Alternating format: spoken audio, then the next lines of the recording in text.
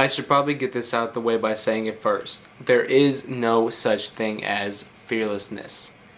Fear is a survival tactic that humans have adapted through thousands and thousands and thousands of years of living. It serves as a kind of early warning system to us. Now today we fear different things than we did way back when. For example, today in this day and age we fear things of not being socially media famous or not being a millionaire by the age of 25, or even worse, the fear of missing out on something, which in all honesty pales in comparison to the fact that thousands of years ago our ancestors had the fear of a saber-toothed tiger jumping out of a bush and eating their whole family while they were looking for nuts and berries. But thankfully, thanks to the billions of humans who overcame their fears, we are able to live this lifestyle we do today. So today for you guys, I have 2 strategies and a tactic for overcoming fear in your daily lives. The first one, and I'm going to do this with the second one as well, is break down each step with a broad overview and then delve into each piece, adding them all together. The first one is choosing an identity, taking action, and then accepting your feelings for them. Which, ironically, we get this backwards the whole time. Normally we like to feel something like, I feel good today, I'm going to do something. And then it leads to an action, which you feel good, you're doing something good, and your identity becomes your good. But then what happens when you're feeling sad that day? Well, you start to do stuff because you imagine you're sad. And since you imagine you're sad, your actions reflect. And your actions reflect your identity. So you start to assume you're a sad person when that's not really the case. So we reverse that trend by then picking our identity, saying who we want to be. And if you're ever confused or whatnot, this is the role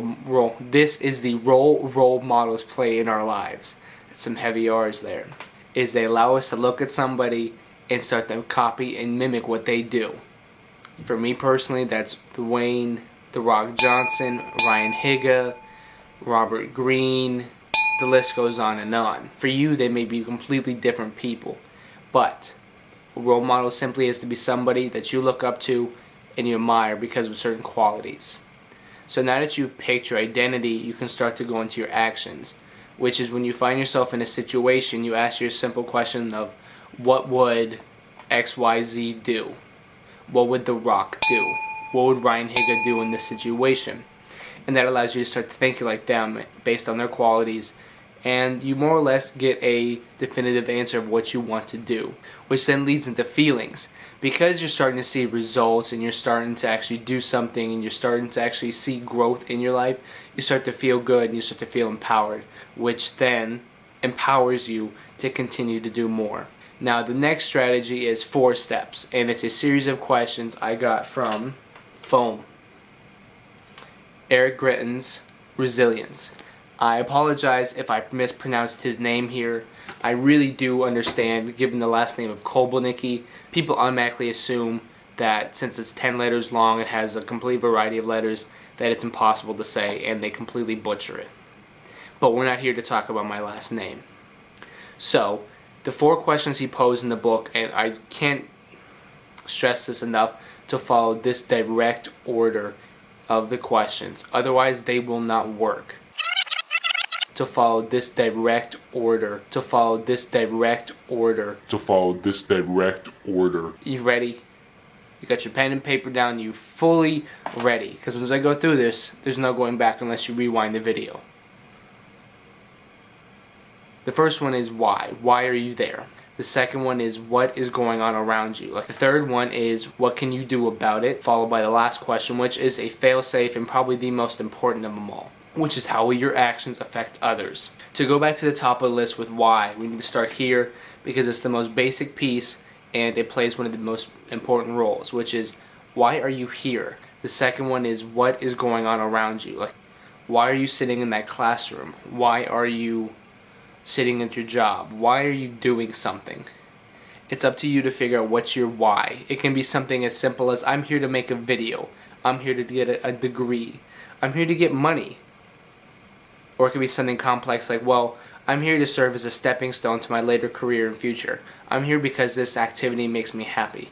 I'm here because I'm here to support a friend who's in a tough situation. Do you see what I mean? Your purpose really varies. It's not one sole purpose.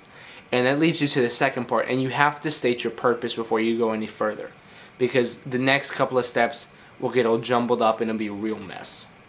So now the second step is, what is going on around me? The second one is, what is going on around you? And now that you know your purpose, you're able to look around the room and see what's going on. And using your purpose, you highlight the information that's absolutely critical for you. For example, I'm here to just get a degree. Meaning, I need to, looking around the room, I can see the people who are not taking the school so seriously. I can see the transfer advisors over there knowing what classes I need to take to get my degree and be out of here as soon as possible. Or, on a deeper term, I'm just here to help a friend out who's going through a tough time.